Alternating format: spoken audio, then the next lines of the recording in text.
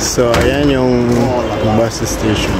Siyempre mag-explore tayo para may thrill, diba? Life tayo magdi-depart tayo dito sa City Bus Company dito sa Casablanca, Morocco.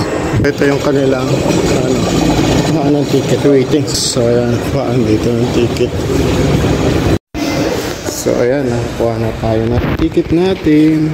Ganito yung tsura niya. Nagbayad tayo lang 120 kasama na yung luggage natin. May bayad na 5 dirhams ang luggage. Okay. So ganyan siya. Tapos ididikit natin ito dito sa lalagyan natin. So ayan o. Ito ang bus company. Tapos yun yung mga schedule kung anong oras ang alis. Pakita ko sa inyo. Ito yung alis niya, mga alis. Lahat ng klase ng mga area dito. Pag gusto nyo mag-bus lang, pwede din next time mag-train tayo. Mag-train tayo pabalik. So ang alis natin is 11:15. Ayan o. From Casablanca to Marrakesh. So ganito yung ticket nila, mga kabadis. So depende kung anong oras ang alis. Nakadepende din yung presyo. So siyempre kapag katulad yung on the spot, mahal na yung pamasahe. Katulad natin nasa 100 plus na. Pero usually mas nasa 87 lang yan, or mas mura pa doon sa kung maaga ka magbubok ng ticket mo. So yun lang. So gusto natin ma-explore kung ano yung mga places nila na nakikita mo talaga. Kasi pag nasa train ka, hindi mo masyadong mabilis. Gusto natin ma-experience yung actual. So it's ganito lang. Tapos ganun yung mga bus. So ayan o, nasa labas. Ayan lang.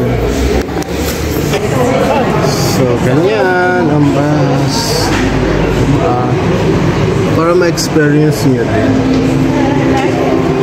Ayan o, may iba't ibang mga klase ng services sila. Gusto mong upuan, merong comfort, may premium, may normal lang.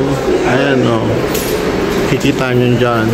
May premium, comfort. Ano ba ibig sabihin niya? Yun sa upuan, para ka nasa aeroplano. Meron namang pag yung sa regular lang.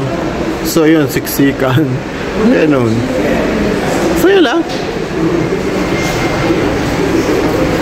Na tayo sa bus, mga kabadis. Let's go. Ayan. Ayan. Kinarga na nila yung ating bagahe doon.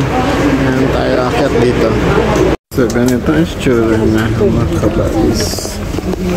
So yan doon. At makikita natin, mga kabadis, ang ganda ng tanawin habang tayo ay nandito sa bus. At talaga naman nakaka-enjoy ang mga magagandang nakikita natin sa ngayon.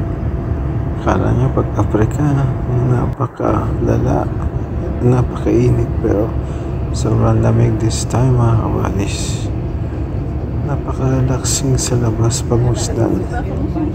Ang mga tanawin, blue skies, at saka ang mapula-pula at may yellowish na mga buhangin, at syempre mga greenish na mga tanim. Ayun na, kwento ko ba?